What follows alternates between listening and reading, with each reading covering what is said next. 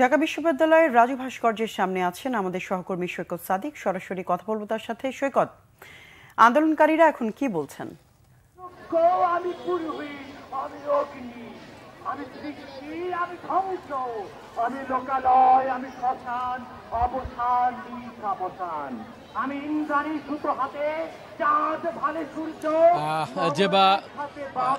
কোটা সংস্কারের দাবিতে বৈষম্যের বিরোধী যে শিক্ষার্থীরা গত 12 দিন ধরে যে আন্দোলন চালিয়ে যাচ্ছিল, আজও কিন্তু তারা ঢাকা বিশ্ববিদ্যালয়ের রাজু ভাস্কর্যের পাদদেশে সেই আন্দোলন অব্যাহত রেখেছে।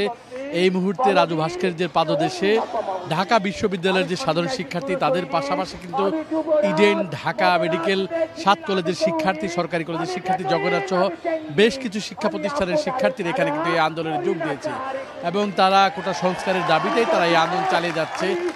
তারা বলছেন তাদের নানানভাবে বাধা বিপত্তি যাই দেয় হোক, তারা কিন্তু তাদের যে দাবি সেই দাবিতে তারা অনড় রয়েছেন এবং সেই দাবির জন্যই তারা কিন্তু মাঠে থাকবে। গতকালকে তারা পদযাত্রার মাধ্যমে রাষ্ট্রপতি বরাবর তারা স্মারকলিপি জমা দিয়েছিলেন এবং তারা বলেছিলেন আগামী 24 ঘন্টার মধ্যে একটি সুরাহ চান, মামলা প্রত্যাহারও চান। তারপরও কিন্তু তারা আজকে এই আন্দোলন বজায় রেখেছে এবং যেহেতু ঢাকা বিশ্ববিদ্যালয়ের রাজু ভাস্কর্যের পাদদেশে প্রচণ্ড রোদ, এখানে কিন্তু সাধারণ শিক্ষার্থীর মধ্যে মেয়েদের উপস্থিতি কিন্তু বেশ দেখা যাচ্ছে। মেয়েদের উপস্থিতি দেখা যাচ্ছে ইডেন কলেজ বা ঢাকা বিশ্ববিদ্যালয়ের বিভিন্ন হলের মেয়েরা সেখানে এসেছেন এবং তারা একটা কথাই বলছেন এবং তাদের যে দাবি সেটা আদায় না হওয়া পর্যন্ত তারা এই আন্দোলন তারা অব্যাহত রাখবে এবং তারা বলছেন যে বিকেল নাগাদ আরও তাদের শিক্ষার্থীদের যে আন্দোলন আরও জোরদার হবে।